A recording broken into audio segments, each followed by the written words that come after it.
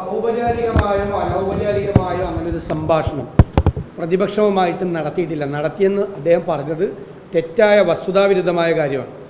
ഒന്നാമത്തെ കാര്യം, ഇന്നലെ നിയമസഭയുടെ അജണ്ടയിലുള്ളത് ഈ ബില്ല് സബ്ജക്റ്റ് കമ്മിറ്റിയിലേക്ക് അയക്കാൻ വേണ്ടിയിട്ടുള്ള ആദ്യത്തെ ചർച്ച നടക്കുന്നതാണ്. അതാണ് വേവ് ചെയ്തിട്ട് റൂൾസ് ഓഫ് പ്രൊസീജിയറിലെ സെക്ഷൻസ് വേവ് ചെയ്തിട്ട് അത് മാറ്റിയിട്ട് പെട്ടെന്ന് അപ്രതീക്ഷിതമായി കൊണ്ടുവന്ന് ഇത് ചെയ്യുന്നത്. യഥാർത്ഥത്തിൽ ആ ബില്ല് സബ്ജക്റ്റ് കമ്മിറ്റിയിൽ പോയി തിരിച്ചു വന്ന് സബ്ജക്റ്റ് കമ്മിറ്റി റിപ്പോർട്ട് ചെയ്ത പ്രകാരമുള്ള ബില്ല് സർക്കുലേറ്റ് ചെയ്യും. എല്ലാ അംഗങ്ങൾക്കും ഭേദഗതികൾ നിർദ്ദേശിക്കാനുള്ള സമയം കൊടുത്ത് ആ ഭേദഗതികൾ കൂടി വെച്ചുകൊണ്ട് രണ്ടാം വായനയും മൂന്നാം വായനയും വേറെ ദിവസം നടത്തുന്നത്. എത്രയോ ദിവസം ഇനി നിയമസഭയുണ്ട്. അത് BSc കൂടിയിട്ട് ഏത് ദിവസമാണ് സബ്ജക്റ്റ് കമ്മിറ്റി റിപ്പോർട്ട് ചെയ്ത പ്രകാരമുള്ള ബില്ല് വരാനെന്ന് തീരുമാനിച്ച് ഞങ്ങളെല്ലാ കാര്യവുമായിട്ട് സഹകരിക്കണമല്ലേ. ഇത് ജനാധിപത്യ വിരുദ്ധമായ ഒരു നടപടിയാണ്. ഞാൻ ഇന്ന് ക്രമപ്രശ്നം ഉന്നയിക്കുന്നുണ്ട്, അതിശക്തിയായി എതിർക്കും. ഇത്രയും വലിയ താക്കീത് ജനങ്ങൾക്ക് കിട്ടിയിട്ടും ഈ ധിക്കാരം, ഈ അഹങ്കാരം ഇവിടെ പ്രതിപക്ഷം പ്രതിഷേധിക്കുന്നത് ആദ്യമായിട്ടാണ്.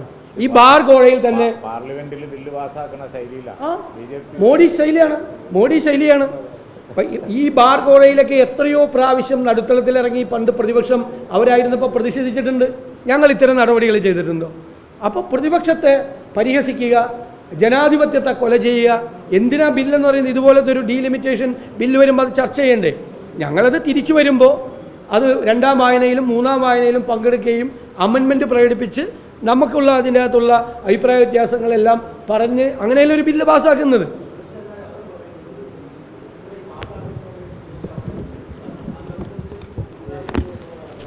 പ്രതിപക്ഷം നടുത്തളത്തിൽ ഇറങ്ങിയിരിക്കുന്ന സമയത്തല്ലേ അത് ചെയ്യുന്നത്. അപ്പോൾ ഞങ്ങൾക്ക് പറയാൻ പറ്റുമോ? മാത്രമല്ല, ഞങ്ങൾക്ക് യാതൊരു മുന്നറിയിപ്പും ഇല്ലാതെ അജണ്ടയിൽ ഇല്ലാത്ത കാര്യം പെട്ടെന്ന് കൊണ്ടുവന്നിട്ട് പാസ്സാക്കുമ്പോൾ ഞങ്ങൾക്ക് അവിടെ വെച്ച് എന്ത് ചെയ്യാൻ പറ്റും?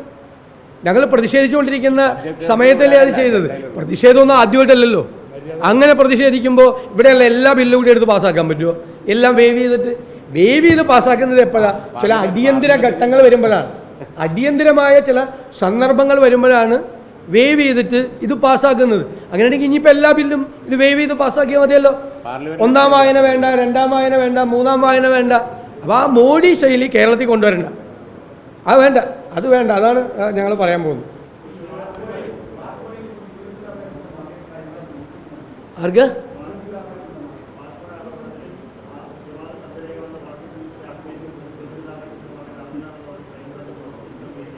അറിയില്ല, എനിക്ക് അതിനെ സംബന്ധിച്ച് വിവരങ്ങളും നിങ്ങൾ പറഞ്ഞപ്പോഴേ അറിയുന്നു.